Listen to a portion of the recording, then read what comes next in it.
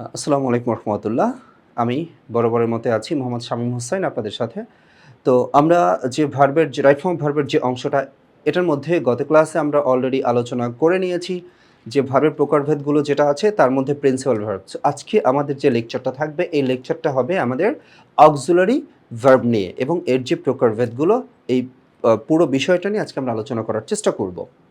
আর আপনাদের সবাইকেই স্বাগত জানাচ্ছি আমাদের যে ইজি ইংলিশ যে ইন্টারমিডিয়েট যে বইটা, এই বইয়ের যে ইংলিশ সেকেন্ড পেপার যে গ্রামারের যে পোর্শনটা এর ৫ নম্বর যে অংশটা রাইট ফর্ম ভার্ব, সেখানে আমরা আজকে আছি।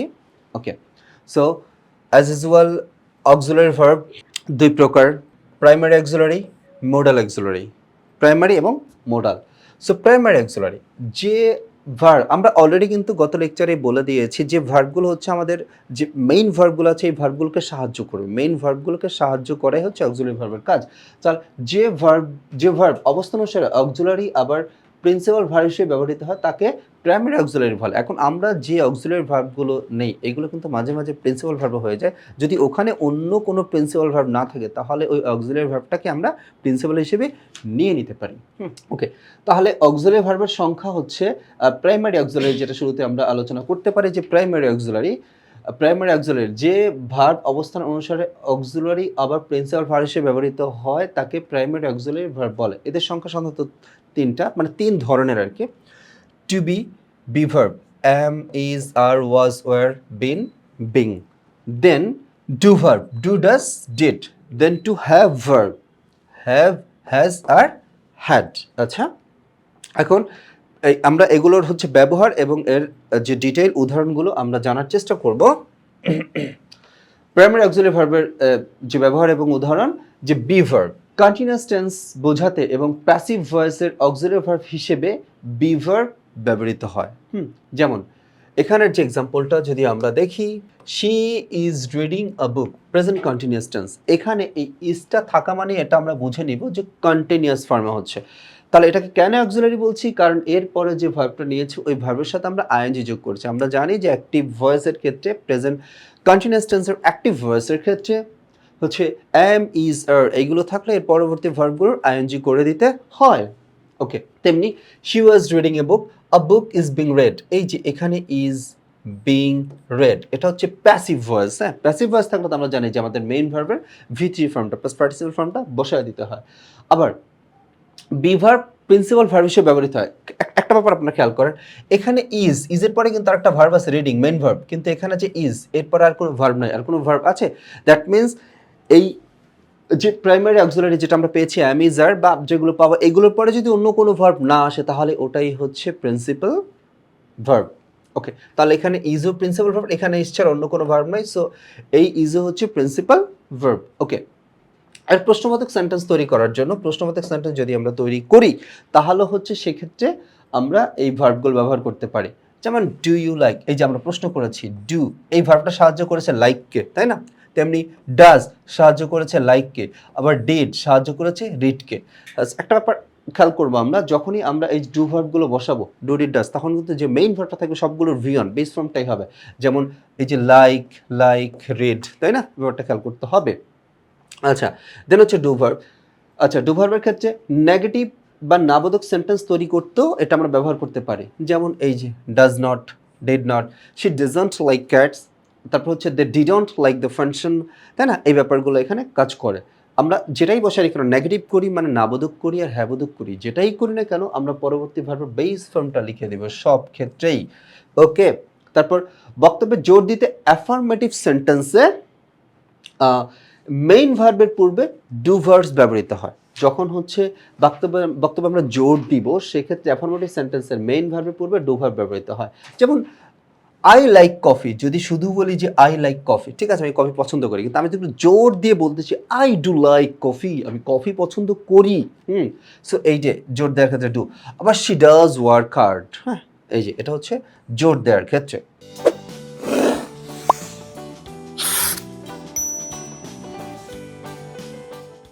ওকে, দেন হচ্ছে প্রিন্সিপাল হিসেবে কখন বসে, যখন এইগুলো ছাড়া বরাবরের মতোই আগে যেটা বলেছি অ্যামিজারের ক্ষেত্রে এখানেও এইগুলো ছাড়া অন্য কোনো ভার্ব না থাকবে, তো সেই ক্ষেত্রে এটাই হচ্ছে এই ডু ভার্বগুলো হচ্ছে প্রিন্সিপাল ভার্ব। যেমন আই ডিড দ্য ওয়ার্ক, এখানে ডেড ছাড়া অন্য কোনো ভার্ব নাই। তারপর হচ্ছে শি ডাজ হার ডিউটি, এখানে ডাজ ছাড়া অন্য কোনো ভার্ব নাই। আমরা উপরের দিকে যাই, হ্যাভ ভার্ব। হ্যাঁ, আচ্ছা, তো হ্যাভের যে এখানে হতে পারে যে the room has been cleared, খেয়াল করি আমরা। আবার প্রিন্সিপাল ভার্ব, এটা হচ্ছে প্যাসিভ ভয়েসের ক্ষেত্রে ব্যবহার করা হয়, যে রুম হ্যাজ বিন ক্লিয়ার্ড, এখানেও ব্যবহার করতে পারি। আবার প্রিন্সিপাল ভার্ব যেটা হচ্ছে আই হ্যাভ এ পেন, যেখানে হ্যাভ ছাড়া অন্য কোনো ভার্ব নেই। তাহলে হ্যাভ ভার্ব মূলত আমরা জানি যে হ্যাভ, হ্যাজ, হ্যাড, এগুলো তো আমরা জানি, এগুলোই হচ্ছে হ্যাভ ভার্ব। এর ব্যবহারটা বিভিন্ন সেন্টেন্সে বিভিন্ন রকম হয়ে থাকে। যেমন পারফেক্ট টেন্সের ক্ষেত্রে আমরা যদি পারফেক্ট টেন্সের ক্ষেত্রে বলি আই হ্যাভ ফিনিশড, এই যে হ্যাভ হ্যাজ ভার্বগুলো যখন বসবে এরপরে কিন্তু যে মেইন ভার্বটা থাকবে, যেহেতু এগুলো অক্সিলারি ভার্ব মানে কি এরপর একটা মেইন ভার্ব থাকবে, তাহলে ওই মেইন ভার্বের পাস্ট পার্টিসিপল আই মিন ভি3 ফর্মটা আমার করতে হবে। যেমন এই যে হ্যাভ, এরপর আছে ফিনিশড, এরপরে হ্যাড, এরপরে ফিনিশড, এই যে ফিনিশড এগুলো কিন্তু ভি3 ফর্ম। হ্যাঁ, আবার প্রেজেন্ট পারফেক্ট কন্টিনিউয়াস যে টেন্সটা আছে সেই ক্ষেত্রে কিন্তু আবার বিন বসবে, তখন আবার ভার্বের সাথে মেইন ভার্ব যেটা আছে ওটার সাথে আমার আইএনজি ফর্ম করতে হবে। ওকে, আবার হ্যাভ ভার্ব যখন আমরা কোনো কিছু নেই, আই মিন যখন খাবার নেই বা কোনো ড্রিঙ্কস নেই, তখন সেই ক্ষেত্রে সরাসরি হ্যাভ ভার্ব আমরা ব্যবহার করতে পারি। যেমন I have breakfast at 8 PM। আবার একটু আগে যে একটা লেকচার আমরা স্কিপ করে গিয়েছিলাম, সেটা হচ্ছে প্রিন্সিপাল ভার্ব হিসেবে কখন ব্যবহার করে, যখন বলি যে আই হ্যাভ এ পেন, এই যে হ্যাভ, আসলে এখানে হ্যাভ ছাড়া অন্য কোনো ভার্ব নাই, এই জন্য এই হ্যাভ ভার্বটাই হচ্ছে এই ক্ষেত্রে প্রিন্সিপাল ভার্ব। আবার she has a nice dress, এখানে হ্যাজ ছাড়া অন্য কোনো ভার্ব নাই, অন্য কোনো ভার্ব থাকলে এগুলো হয়ে যাবে অক্সিলারি ভার্ব, আর অন্য কোনো ভার্ব না থাকলে এগুলো হয়ে যাবে প্রিন্সিপাল ভার্ব। আর শেষেরটা যেটা বলেছি অলরেডি, কোনো কিছু নিতে গেলে সেটা হচ্ছে গিয়ে ওই যে আমরা প্রকাশ করি, যেমন আমি খাবার নিচ্ছি বা পানীয় নিচ্ছি, তো সেই ক্ষেত্রে হচ্ছে আমার এই হ্যাভ ভার্বগুলো ব্যবহার করতে পারি। আচ্ছা, আর এর আরও কিছু ব্যবহার আছে, এটা নিয়ে যদি আমরা আলোচনা করি, যে স্নান আদি, যেমন গোসল করছি, bath shower, she has a shower before school. তারপর হতে পারে অধিকার বোঝাতে আই হ্যাড এ বাইসাইকেল, আমার একটা বাইসাইকেল আছে, যেটা আগে বলেছি যে bath shower, she has a shower before school, স্কুলে যাওয়ার পূর্বে সে শাওয়ার নেয়। তারপর আই হ্যাড এ বাইসাইকেল, এটা হচ্ছে অধিকার বোঝায়, আমার একটা বাইসাইকেল আছে। দৈহিক ও মানসিক বৈশিষ্ট্য বোঝাতে ব্যবহার করা যায়, হি হ্যাজ কার্লি হেয়ার, তার একটু কোঁকড়ানো চুল আছে, তো এই ক্ষেত্রে আমরা ব্যবহার করি। তারপর বাধ্যতা, যে অব্লিগেশন বোঝাতো, এটা ব্যবহার করি। তারপর সম্বন্ধ বোঝাতে রিলেশন, যেটা আমরা এই হ্যাভ ভার্বগুলো ব্যবহার করতে পারি। যেমন শি হ্যাজ টু গো, যদি এটা হচ্ছে মোডালের মতো কাজ করছে।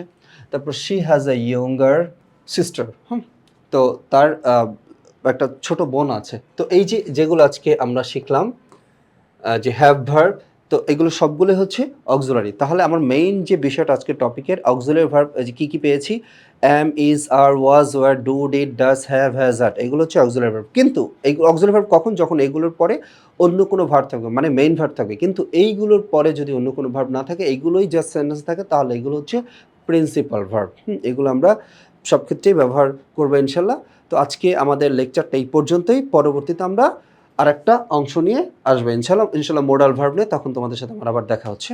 ধন্যবাদ, আসসালামু আলাইকুম।